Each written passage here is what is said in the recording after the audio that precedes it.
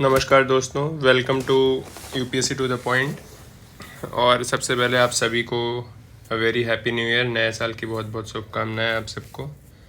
और आशा करते हैं आपका ये साल बहुत अच्छा जाए। और आज हम अब स्टार्ट करते हैं इंडियन एक्सप्रेस न्यूज़पेपर एनालिसिस 1 जनवरी 2023। तो फ्रंट पेज पे तो कुछ काम की खबर है नहीं।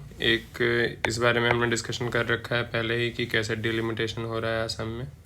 तो डिलिमिटेशन से पहले बेसिकली इलेक्शन कमीशन ने बोल दिया था कि कोई एडमिनिस्ट्रेटिव चेंजेस नहीं होंगे। तो 1 जनवरी से ये डेडलाइन थी इलेक्शन कमीशन की, तो 31 को ही असम गवर्नमेंट ने क्या किया, 4 डिस्ट्रिक्ट्स को मर्ज कर दिया, 4 डिस्ट्रिक्ट को मर्ज कर दिया 1 जनवरी से पहले ही, क्योंकि 1 जनवरी के बाद नहीं कर सकते थे इलेक्शन कमीशन की गाइडलाइन के अकॉर्डिंग। और फ्रंट पेज पे तो कुछ इम्पोर्टेंट नहीं है। उसके बाद हम आते हैं, ये दिल्ली मेट्रो के बारे में है। तो आपको इसमें कुछ खास है नहीं, बस आपको ये पता होना चाहिए कि दिल्ली मेट्रो काफ़ी ज़्यादा है, काफ़ी लंबा है, 391 किलोमीटर है इसका लेंथ अप्रॉक्सीमेटली, और दुनिया में one of the largest longest है। फिर गवर्नमेंट एंड पॉलिटिक्स में कुछ खास है नहीं, बस ये एक जो है खबर है कि 50 centrally protected monuments missing. Central government ने बोला है as many as 50 of India's 3693 centrally protected monuments are missing according to a submission made in parliament by the Ministry of Culture.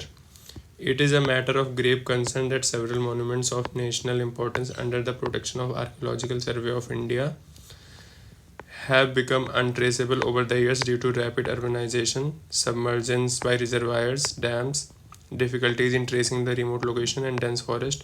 तो ये सब जो चीज़ें हैं कि अर्बनाइजेशन हो गया और सब डैम्स बने तो उसके अंदर सबमर्ज हो गया रिजर्वायर्स में, फॉरेस्ट वगैरह की वजह से, और इन सब चीज़ों की वजह से लगभग 50 सेंट्रली प्रोटेक्टेड मॉन्यूमेंट्स जो हैं वो मिसिंग हो गए हैं। और आपको पता होना चाहिए archaeological survey of India ministry of culture के अंडर में आता है। फिर दोस्तों, और तो फिर हम आते हैं सीधा एडिटोरियल पेज पे। ये पी चिदम्बरम जी ने लिखा है, काफ़ी पॉलिटिकल आर्टिकल है, इकोनॉमी के बारे में है, लेकिन हम इसको डिस्कस नहीं करेंगे। और ये भी हम नहीं डिस्कस करेंगे क्योंकि तवलीन सिंह का आर्टिकल भी मुझे कुछ एग्जाम पॉइंट ऑफ व्यू से खास लगता नहीं है। एआई के बारे में हमने पहले से ही बात करी है, लेकिन इसमें थोड़े क्रिटिसिज्म एआई का 1-2 एक्स्ट्रा है जो हम देख लेते हैं। बाकी एआई के बारे में, चैट जीपीटी वगैरह के बारे में हमने कल भी बात करी थी और पहले भी एक बार बात करी है। तो सबसे पहले ऑथर ने बताया कि in a world where creativity is generated artificially what happens to authenticity. तो अगर क्रिएटिविटी को हम आर्टिफिशियल इंटेलिजेंस के थ्रू जनरेट करेंगे तो ऑथेंटिसिटी कहाँ रह जाएगी, फिर एक जनरल सब चीज़ें हो जाएंगी और बहुत जेनरिक हो जाएगा, तो ऑथेंटिसिटी ख़त्म हो जाएगी। The stronger the role of A I in your life the more A I will chip away at your personalities. आपकी पर्सनैलिटी को ख़त्म कर देगा ए आई, ऐसा ऑथर बोल रहे हैं। क्योंकि सब कुछ आपका काम ए आई से जब होगा, तो ये आगे लिखा हुआ है, if your work products are not really yours how are you going to build your authentic self. जब आपका काम ही आपका नहीं रहेगा तो आपकी पर्सनैलिटी किस चीज़ में रिफ्लेक्ट होगी, ये ऑथर ने बोला है। और फिर यही सब बात करा क्रिटिसिज्म की। और लास्ट में इन्होंने बोला कि but don't leave it to the philosopher. ये जो प्रॉब्लम है एआई का, इसमें फिलोसफर्स के लिए इसको मत छोड़िए। All of you need to think about issue of identity, praise and blame in the ages of AI, because AI if it fulfills its promise will leave nothing in human affairs unchanged। तो AI का basically इन्होंने criticism करा है। और basically AI में क्या होता है कि आपको AI क्या करता है कि सब जो ह्यूमन डिसीजंस लेते हैं उसको फास्टर कर रहा है AI, मशीन के थ्रू डिसीजन लिए जा रहे हैं। लेकिन आपको पता होना चाहिए कि AI का डेवलपमेंट भी ह्यूमन ही करता है, ह्यूमन ने ही एआई डेवलप करा है। तो अगर ह्यूमन के अंदर कुछ बायस होगा, जो कि ऑब्वियसली होता है, हर ह्यूमन बीइंग के अंदर क्या होते हैं, बायसेस होते हैं। तो एआई के अंदर, जब एआई को ह्यूमन ने डेवलप करा है तो एआई के अंदर भी वो बायस हो जाएंगे। तो जब एआई फास्टर डिसीजंस लेगा तो ये बायसेस, जो बायसेस थे ह्यूमन के अंदर और एआई में ट्रांसफ़र हुए हैं, ये बायस भी तो बढ़ेंगे एआई के। एक ये भी आप क्रिटिसिज्म लिख सकते हैं कि एआई जो है बायसेस को भी इन्हेंस करेगा, डिसीजन फास्टर करेगा, लेकिन साथ में जो ह्यूमन बायस है उनको भी बढ़ाएगा। और इसके एग्जांपल में आप देख सकते हैं कि जो फेशियल रिकग्निशन टेक्नोलॉजीज़ यूज़ होती हैं, इनमें काफ़ी क्रिटिसिज्म इनमें ये करा जाता है कि ये जो यूएस में या फिर चाइना में और जगह पे यूज़ होती हैं। तो ये जो है इनके फेशियल रिकग्निशन टेक्नोलॉजीज़ के अंदर भी बायस होता है। अगर ये मान लो किसी अफ्रीकन को या फिर ब्लैक पीपल को देखते हैं तो कुछ वो बायस्ड अपना ओपिनियन देते हैं उसके बारे में। फिर यहाँ पे बात करी गई है कि 75 साल में कौन कौन से प्राइम मिनिस्टर हैं। कौमी कपूर जी ने लिखा है कि इनके कंट्रीब्यूशन को हम नहीं भूल सकते हैं। तो सबसे पहले जवाहरलाल नेहरू हैं, इंदिरा गांधी हैं, पीवी नरसिम्हा राव और नरेंद्र मोदी जी हैं। एग्ज़ाम पॉइंट ऑफ व्यू से कुछ काम का नहीं है, बस थोड़ा सा मैंने ऐसे पढ़ लिया। तो नेहरू जी को क्रिटिसाइज़ करा जाता है। इंटरनेशनल पॉलिसी इनकी ख़राब थी, कश्मीर इशू को जो है इन्होंने इंटरनेशनलाइज कर दिया था। और जो सोशलिज्म का मंत्र था पब्लिक सेक्टर को वो करने का, लॉन्ग टर्म में ये काम नहीं किया, ग्रोथ इससे कम हुई। लेकिन हमें नेहरू जी को क्रेडिट हमें देना ही पड़ेगा जेन्युइन डेमोक्रेसी इस्टेब्लिश करने के लिए और कॉन्स्टिट्यूशनलिज्म कंट्री में लाने के लिए। और आज जो इंडिया दुनिया की सबसे बड़ी डेमोक्रेसी है उसका क्रेडिट हम नेहरू जी को दे सकते हैं। इन्होंने हायर एजुकेशन में भी बहुत अच्छा काम करा था, आईआईटीज़ वगैरह इस्टेब्लिश करके। तो उस टाइम बहुत सारी कंट्रीज़ डिक्टेटरशिप की तरफ चले गए और अभी भी हैं। पाकिस्तान भी एक एग्जांपल है उसमें से। लेकिन इंडिया में आज एक वाइब्रेंट डेमोक्रेसी है, तो इसके लिए नेहरू जी को हम क्रेडिट दे सकते हैं।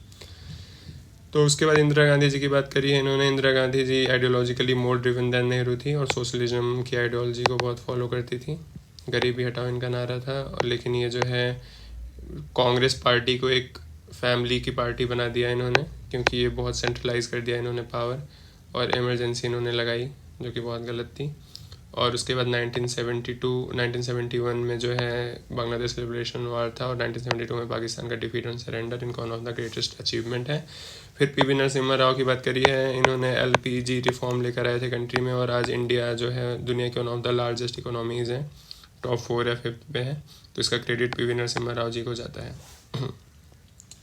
उसके बाद नरेंद्र मोदी जी की बात करी गई है। इनमें कहा गया कि इनका पोलराइजिंग फिगर है, इसकी वजह से इनके क्रिटिक्स जो है इनको जो है इनका कुछ जो पॉजिटिव साइड्स हैं वो जनरली लोग नहीं देखते हैं, लेकिन बहुत पॉजिटिव साइड्स भी हैं। और इन्होंने कैसे यहाँ बताया कि बीजेपी को इलेक्शन मशीनरी बना दिया और जो बीजेपी के और ऑर्गेनाइजेशन थे जैसे कि आरएसएस, इनको साइड लाइन्स पे कर दिया। RSS has become appendage not the driving force. Driving force क्या है? बीजेपी है, और आरएसएस साइड में बैठा हुआ है। और इन्होंने यहाँ तारीफ करते हुए मोदी जी का लिखा है कि कैसे effective delivery system he has put in place at the grassroots through the anonymity of Aadhaar numbers has a great extent done away with middlemen and leakages।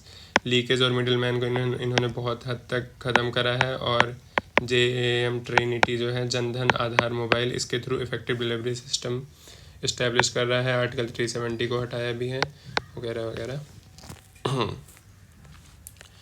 उसके बाद हम वर्ल्ड न्यूज़ पे आते हैं। वर्ल्ड न्यूज़ में कुछ खास है नहीं, बस एक पोप बेनेडिक्ट 16 का निधन हो गया है। और पिछले 600 सालों में ये जो है इकलौते पोप थे जिन्होंने रिज़ाइन करा है, बाकी कोई रिज़ाइन नहीं करा है। उसके बाद दोस्तों एक मूवी भी है इनसे, इनके रिजिग्नेशन और बाकी चीज़ों को कवर करती हुई। तो उसमें ये पोप बेनेडिक्ट 6 हैं और जो अभी इस समय पोप हैं उनके बारे में कहानी है। और उस मूवी का नाम तो मुझे नहीं याद आ रहा है, आपको अगर मिले तो मैं डिस्क्रिप्शन में मेंशन कर दूंगा, आप देख सकते हैं अगर टाइम हो तो। ये ऐसे एग्ज़ाम आप पढ़िए लिखिए तो ज़्यादा अच्छी बात है। उसके बाद दोस्तों और तो कुछ खास खबर है नहीं। इकोनॉमी के पेज पे भी कुछ है नहीं। एक ये चीज़ आपको पता होना चाहिए कि ये वैसे तो यूरोप की खबर है, लेकिन इसमें बात करी गई है कि क्विक वेज ग्रोथ जो हो रहा है यूरोप में उसको रोकने की ज़रूरत है, क्योंकि इसकी वजह से इन्फ्लेशन बढ़ रहा है। कैसे इन्फ्लेशन बढ़ रहा है? अगर वेजेस बढ़ेंगे तो पब्लिक के पास जो है, पब्लिक की इनकम बढ़ेगी, उनके पास पैसा ज़्यादा आएगा, मनी इन हैंड या फिर डिस्पोजेबल इनकम जिसे कहते हैं वो ज़्यादा आएगा। तो पब्लिक का डिमांड क्या होगा? डिमांड भी राइज़ करेगा, ज़्यादा लोग चाहेंगे कि और चीज़ें खरीदें, तो इसकी वजह से डिमांड राइज करेगा तो प्राइस बढ़ेगा, और प्राइस बढ़ेगा तो इन्फ्लेशन भी बढ़ेगा। ये आपको रिलेशनशिप पता होना चाहिए। बाकी और कुछ काम की खबर है नहीं दोस्तों इसमें। और लास्ट में एक, अगर आपके पास ऐसी फालतू टाइम हो और तो आप ये जो है पढ़ सकते हैं। यहाँ पे एक जोमेटो बॉय, जोमेटो का डिलीवरी बॉय है उसका, और एक फ़ोटोग्राफ़र है, इनका जो है इनके बारे में लिखा गया है। लेकिन अगर आपके पास एक्स्ट्रा टाइम है तभी आप इसको पढ़िए, नहीं तो एग्ज़ाम पॉइंट ऑफ व्यू से कुछ काम इधर का है नहीं। बाकी तो आज के लिए बस इतना ही दोस्तों, बहुत बहुत धन्यवाद and a very happy new year to all of you. Thank you very much. जय हिंद।